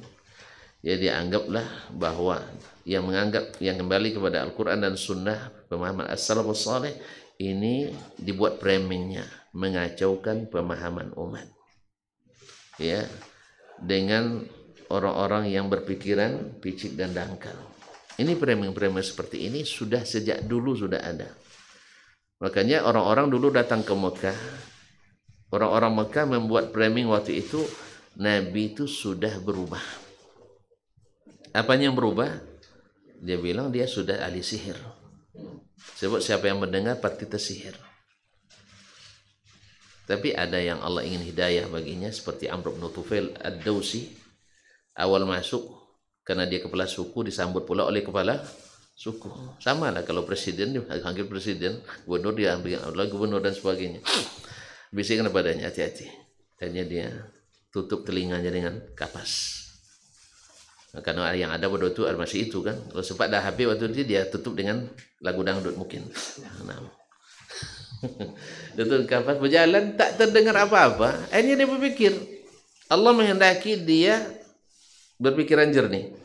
Dia pikir, saya kalau dia penyihir, saya juga jago sihir katanya. Karena kepala suku waktu itu harus pandai nyihir. Harus pandai. Kalau mantra jahiliyah, saya hafal mantra jahiliyah semuanya. Kalau syair apalagi? Tadi saya katakan, makan kambing 6 orang 1 ekor. Kuat hafalan mereka, 1 kali dengar langsung hafal. Kalau kita beratus kali dengar langsung lupa. Saja bedanya. Nah, mereka sekali dengar langsung hafal. Jadi hafal saya semuanya. Akhirnya dia buka. Allah takdirkan bertemu dengan Nabi dekat Ka'bah. Nabi baca ayat Al-Quran, dia dengarkan. Ini bukan mantra, ini bukan sihir, ini bukan syair, ini bukan perkataan manusia. Tak lain ini kecuali perkataan Rabbul Alamin. Karena orang jahiliyah juga mengakui Allah Tabaraka Ta'ala. Akhirnya dia mengucapkan asyhadu an la ilaha illallah. Nah, framing-framing seperti ini, ya tidak berilmu, kurang referensi, tidak berpikir, tidak punya wawasan. Ini cara jahiliyah. Cara jahiliyah. Allah musta'an. Nah, sekarang masuk kita ke cara berpikir dalam Islam. Tadi kaidah berpikir dalam Islam, 1, ta'zimul ilmi wa raf'u min manzalitihi. Yang pertama, mengagungkan ilmu dan meninggikan kedudukannya. Kalau sudah tinggi ilmu itu, nanti guru TPA gajinya 25 juta sebulan. Iya. Umar kan kasih 10 dinar. 10 dinar 25 juta kan? Iya. Cuman sekarang karena Al-Quran dianggap membuat orang bodoh, ya, padahal mereka tahu tuh orang yang hafiz Quran tuh cerdas-cerdas, orang yang mengamalkan Quran cerdas, tapi buat framing tadi. Nah, kalau sudah ilmu ditinggikan Al-Quran dan Sunnah, maka mereka akan dapat gaji tinggi. 15 menit banyak tuh Ustaz Aman. Ya, apa namanya, ta'zimul ilmi. Kemudian wazamul jahli wa tahzir minhu, dan menghindari kejahilan dan diingatkan. Yang kedua, al-ikhlas wa tajarrud fil bahsi anil haqq, yaitu ikhlas dan semata-mata mencari kebenaran. Ini memang slogan ini sebenarnya mudah, tapi diterapkan agak susah ini, karena akan berkaitan nanti seperti tadi. Kalau sesuai dengan hawa, senang mengikutnya. Kalau tidak sesuai, susah. Ada kepentingan kita di situ, oke. Kalau tidak ada, berat. Nah, akan teruji, ya, mawaqif seperti kata para ahli hikmah, ya, perkataan itu hanya penghias, tapi yang menentukan adalah sikap kita di saat berhadapan dengan masalah itu. Baik. Yang ketiga adalah tahrimul qawli 'ala Allah bila ilm. Haram berbicara atas nama Allah tanpa ilmu. Ya, tidak boleh kita berfatwa tanpa ilmu. Ya. Dan ilmu di sini tentu ilmu tentang dalil, ilmu memahami dalil, dan ilmu mentanzil masalah dari dalil. Jadi bukan hanya menghafalkan dalil saja, tidak. Menerapkannya juga harus punya ilmu kita. Maka tidak semua alim bisa berfatwa. Tidak semua ulama mesti berfatwa. Semua ulama boleh ngajar, semua ulama boleh mentransformasi ilmu, tapi tidak semua ulama bisa berfatwa. Sebagaimana juga semua yang punya hadis boleh meriwayatkan, tapi tidak semua perawi itu bisa diterima riwayatnya. Karena dalam ilmu jarh ta'dil berapa banyak rawi hafiz tapi kadzab.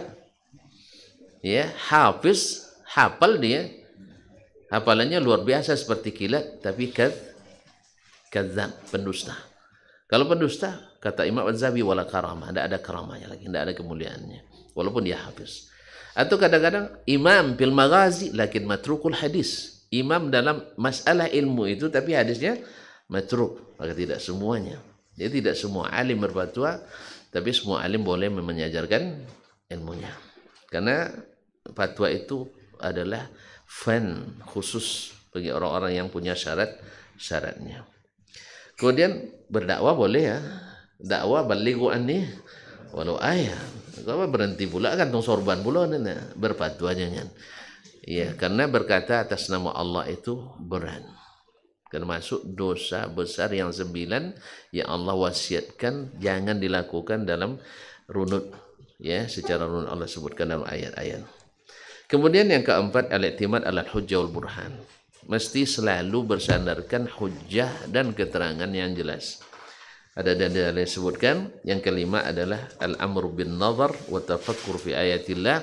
Selalu menyuruh kita untuk melihat, memperhatikan ayat-ayat Allah, baik yang tertulis maupun yang tidak tertulis. Kita masuk kepada bab yang pertama, manhaju ahli sunnah fi talaqqi wal istidlal. Tadi sudah kita katakan di muqaddimah, manhaj menentukan hasil, metode menghasilkan konklusi. Kalau rumusnya salah, nanti natijahnya keliru. Kalau muqaddimahnya bimbang, ujungnya ragu. Nah, jadi ini perlu didudukkan. Maka setelah diamati dan dihayati dan diteliti manhajnya para as-salaf, dalam hal ini as-sahabah, yang menjadikan barometer ahlu as-sunnah itu, maka sikap mereka tersimpul pada 3 dasar pokok.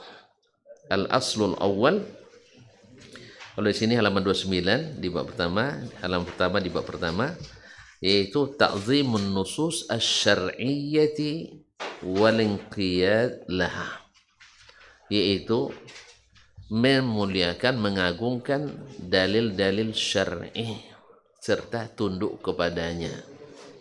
Kalau mengagungkan mesti tunduk kepadanya. Artinya kalau sudah presiden bicara, menteri mesti diam. Kalau gubernur bicara, ya asisten mesti diam. Kalau Allah Subhanahu wa taala berbicara dan rasulnya, ulama mesti diam, jangan mendebat. Kalau mendebat itu tanda tidak setuju. Nah, disinilah letaknya mereka, ta'zim an-nusus asy-syar'iyyah. Banyak contohnya, di antaranya Umar bin Khattab radhiyallahu taala anhu, ketika beliau mengambil keputusan membatasi mahar para istri atau calon istri. Datang kepadanya seorang ibu, membacakan ayat kepadanya, wa ataitum ihdahunna qintara. Ya Umar, ya Amirul Mukminin, Allah mengatakan kamu berikan kepada salah seorang dari calon istri itu qintaran. Qintar itu al-malul katsir, harta yang banyak. Allah tidak membatasi, jangan coba-coba dibatasi.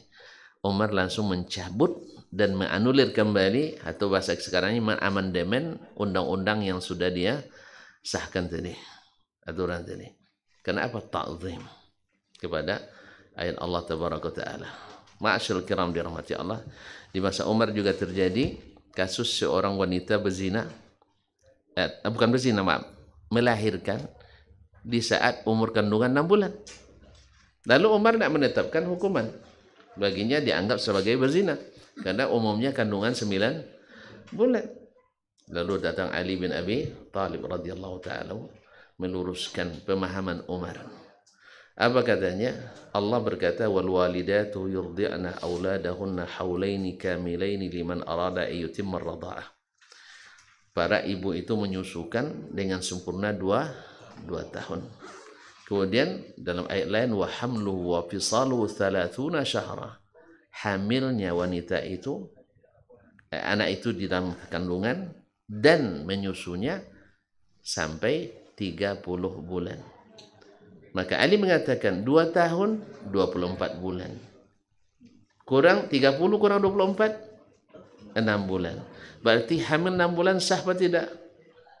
Melahirkan 6 bulan sah apa tidak? Sah. Alhamdulillah, selamat wanita ini dari tuduhan. Umar menerima sampai dia mengatakan la yakhibu qaumun fihim Ali bin Abi Thalib. Tidak akan rugi suatu kaum apabila bersama mereka ada Ali bin Abi Thalib. Menyanjung. Ini yang sulit bagi kita kadang-kadang. Salah, lalu dibetulkan, gawat bajikunya. Ya kan, merusak ketenangan umat. Subhanallah. Umar tidak, dia khalifah. Tapi diluruskan dengan ayat-ayat, dia tunduk. Jadi mengagungkan itu ditandai dengan tunduk dan menerima. Bukan hanya sekedar mengetahui dan menganalisa. Ma'asyiral kiram. Ini yang pertama. Banyak contoh-contoh, silakan antum lihat dari sini halaman 30 sampai seterusnya. Banyak contoh-contoh yang disebutkan oleh penulis untuk membuktikan bahwasanya ini. Yang kedua adalah i'timad ala sunnati sahihah. Ahli sunnah itu selalu berpijakkan kepada sunnah yang sahih. Kenapa sunnah disebut? Karena Al-Quran tidak. Al-Quran sahih semuanya. Yang kedua, Al-Quran itu multi tafsir. Multi tafsir. Makanya kata Umar dan Abu Sa'id Al-Khudri dan selain mereka mengatakan, man hajjaka bil kitab fahajjahu bis sunnah fa innal Qur'ana zujuh. Bila kau dihujjah atau orang berdalil kepadamu dengan Al-Quran, jawab dengan sunnah. Apa sebab? Al-Quran itu memiliki banyak penafsiran. Nah, tahu betul tafsirnya, rujuk sunnah Nabi SAW. Dan ini banyak terjadi, kita berdalil dengan umumnya Al-Quran. Umumnya dengan Al-Quran, lalu tafsirnya di sunnah kita abaikan. Sehingga secara teori kita sudah kembali ke dalil, nanti masuk kepada yang ketiga, nanti tidak sempurna dalam istidlalnya. Tidak betul cara pengambilan dalil. Allah musta'an. Nah, yang ketiga, ikhwani fillah wa akhwati fillah, yang ketiga adalah yaitu sihhatu fahmin nusus, yaitu memahami nas dengan benar. Karena seperti kata Umar radhiyallahu al-faham. Jadi tidak semua yang membaca nas benar pahamnya. Dan kemudian, dan ini banyak, awal ayat bisa ditafsirkan dengan akhir ayat. Dan itu orang Arab bisa langsung paham kalau dia orang Arab asli. Atau orang yang memang sudah mendarah daging bahasa Arab di badannya. Misalnya ada seorang Arabi, dia tidak hafal Quran, tetapi bisa menyalahkan imam yang hafiz. Ketika imam membaca was-sariqu was-sariqatu faqta'u aydiyahuma jazaa'an bima kasaba nakala minallah. Lalu dibaca oleh imam wallahu ghafurur rahim. Dia bilang subhanallah. Dia tidak hafiz, tapi dia tahu itu salah. Diulang lagi wallahu ghafurur rahim subhanallah, sampai imam membaca wallahu azizun hakim. Apa sebab? Pencuri laki-laki, pencuri perempuan, potong tangannya. Kalau potong tidak diampuni kan? Iya kan? Kalau ujung wallahu ghafurun tidak pas. Iya kan? Kemudian jazaa'an bima kasaba nakala minallah, balasan atas apa yang mereka lakukan dan peringatan bagi yang lain. Ini bukan menghendaki kasih sayang, ini menghendaki hikmah. Maka tidak pas rahim di sini. Nah, coba lihat. Jadi mereka Ini pentingnya pemahaman yang benar terhadap ayat dan hadis Nabi alaihi salatu wassalam. Dan yang selalu ahli sunnah itu merujuk ke cara sahabat memahami Al-Quran dan hadis Nabi alaihi salatu wassalam. Ya, subhanallah, ada beberapa landasan pokok untuk memahami nas secara syar'i. Satu, di halaman 45, al-i'timad ala manhajis sahabah radhiyallahu anhu. Pahami seperti pemahaman sahabat. Kenapa kok mesti mereka, Ustaz? Karena mereka ahlu sunnah tadi. Ini mereka adalah sokok gurunya ahlu sunnah. Sebab di tabi'in dah mulai berpecah. Makanya yang tabi'in yang masuk ahlu sunnah, wattabi'ina lahum biihsan. Ya ikut mereka. Sebab di tabi'in dah mulai pecah. Tabi'in apa lagi? Apa lagi zaman kita? Awak lagi tinggal di hilir pula. Air di hilir ini pasti lebih keruh dari air di hulu. Itu udah pasti tuh. Air di hilir selalu lebih keruh dari air di hulu. Itu pasti. Tidak percaya? Saya tengok, mau kata pikan bawa. Tu peak ke ujung dan. Mana jannya? Jannya di hulu lah. Nyala jole di hilir lah banyak sampah. Dah banyak pakan ikan anjui. Dulu jadi WC terpanjang pula saya. Se-Indonesia. Nah. Iya, sampai di Darun dulu ada kisah tadi. Nyanguk lah malam nyedek ketakutan ada hantu kan. Luik nyanguk. Encik Ayu tu kan dijarang. Di saringan dia saringan Atik Zurai rahimahullah dah kedek lama dah. Kadang waktu tengah nyariang lah ambil dek kawan. Jadi macam nak buat tem malam tu nak ujian kan. Bocek kun yang bawa tang ngaji dia tang mau karya marah. Sawuk. So itu langsung tu tweet. Jarang lah ngologa. Apa lain bau nayu kan ni? Iya, kasan.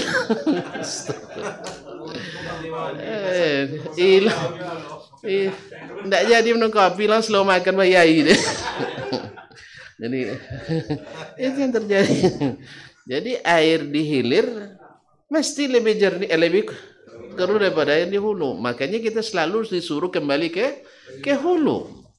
Itu nassan min kitabillah wa sunnati Rasulillah sallallahu alaihi wasallam. Maka aneh bin ajaib kalau orang menuduh bahwa yang di hulu keruh, yang di hilir jernih. Ini logika yang tak logis. Tapi banyak juga yang berpikir cara tadi yang tadi cara jahiliyah tadi. Terlalu mengagumi syekh, taklid buta pada ulama dan percaya diri pada mereka. Tidak mungkin salah. Ini masalahnya kaum muslimin. Kita tidak boleh mengagungkan seseorang manapun, termasuk guru kita, ustadz kita, seperti mengagungkan Nabi alaihi salatu wassalam. Bisa. Ya. Hanya Nabi yang tak bisa salah.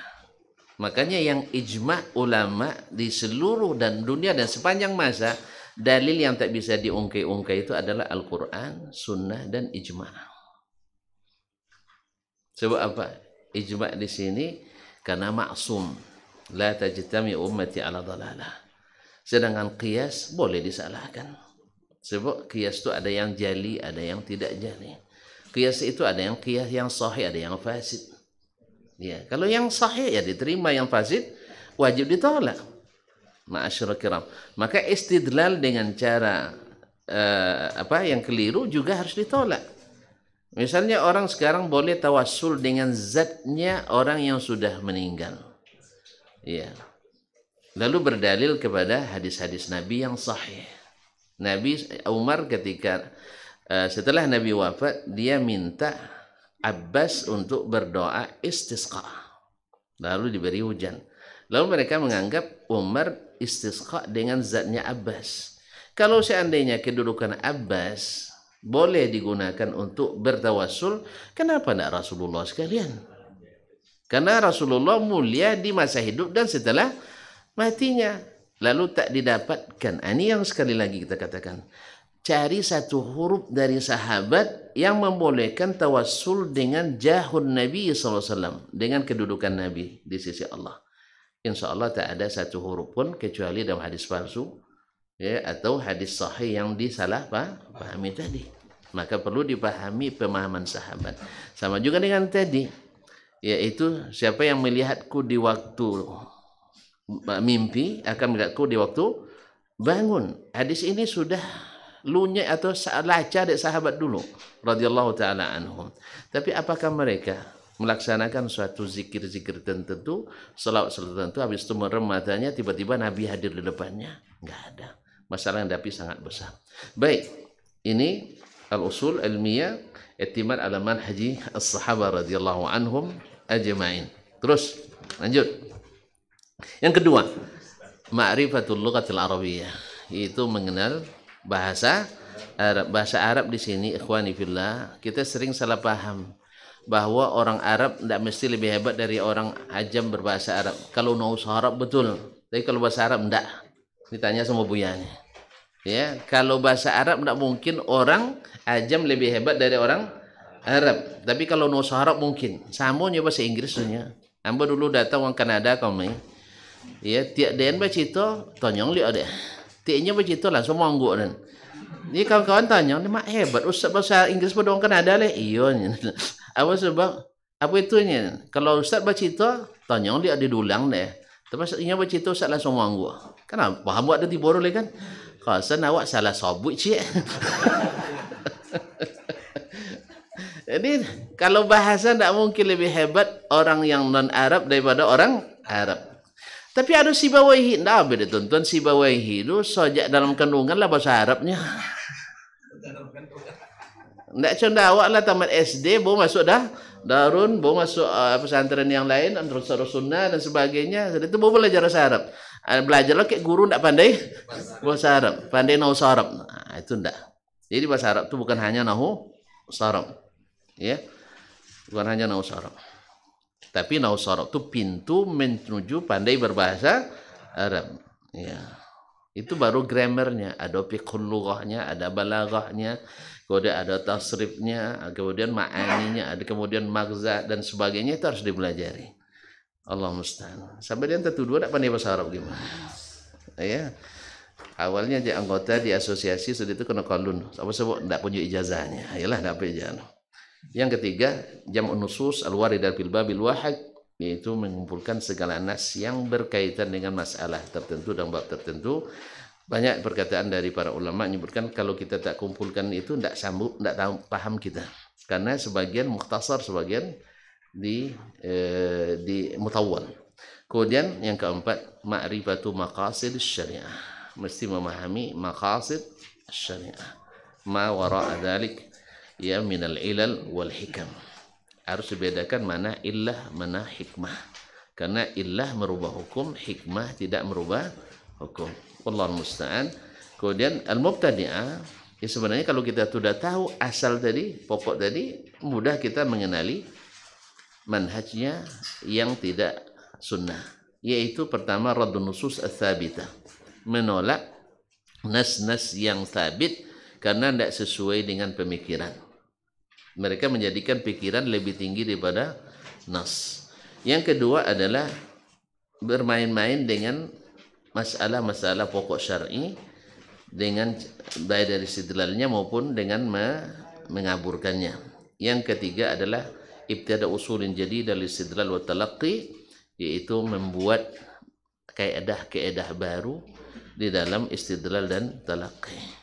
Misalnya membuat kaedah mendefinisikan definisi baru, lalu berdasarkan definisi itu dijadikan dia sebagai alat untuk acuan memahami nas syar'i. Padahal itu tidak ada sebelumnya. Banyak sekarang seperti yang dilakukan dalam kitab konsep baru, konsepsi bid'ah dan toleransi fikih.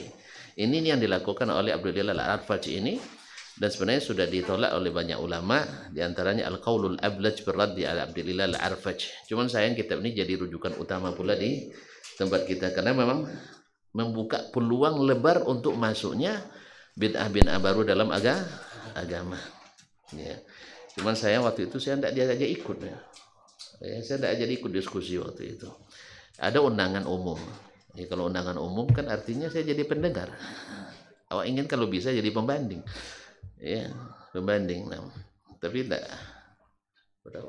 Waktu itu apa ya? Dalam pertimbangan waktu itu. Baik, khair insyaallah. Terima kasih dan mohon maaf karena waktu yang dibatasi. Ada 15 menit lagi. Oh, itu yang tadi. Terima kasih. Ya, mudah-mudahan bisa dipahami. Wallahu taala alam wa sallallahu ala nabiyyina Muhammad wasallam. Saya kembalikan kepada Abu ya. Terima kasih. Kita ucapkan kepada Begitu Syekh Dr. Nasman yang Ali LCMA yang sudah menjabarkan dan menerangkan kepada kita semuanya manhaj talaqi al-istidlal bain ahli sunnah wal jamaah dengan ahlul bid'ah. Dan sebenarnya ini sangat ringkas beliau sampaikan sehingga hati kita memang jujur saja belum merasa puas ya, sebab apa yang kita nampak dan apa yang kita rasa hari ini betul-betul pas dengan apa yang disampaikan, betul-betul pas dengan apa yang disampaikan, sehingga kita lihat umat ini bisa bersatu dan bisa jaya kalau betul-betul kembali kepada manhaj ahli sunnah wal jamaah di dalam talaqi dan wal istidlalnya. Maka perlu kita minta kepada sekretaris umum dan juga nanti ketua DMI kalau bisa diulang kembali, nanti diperluas lagi dan kita mengundang Ustadz lagi, sebab ini memang sangat pas posisinya.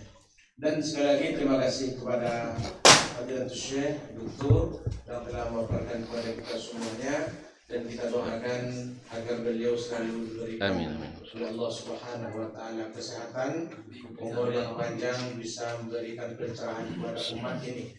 Wassallallahu ala nabiyyina Muhammad. Subhanallahi wa bihamdika asyhadu an la ilaha illa anta astaghfiruka wa atubu ilaika. Wassalamualaikum warahmatullahi wabarakatuh.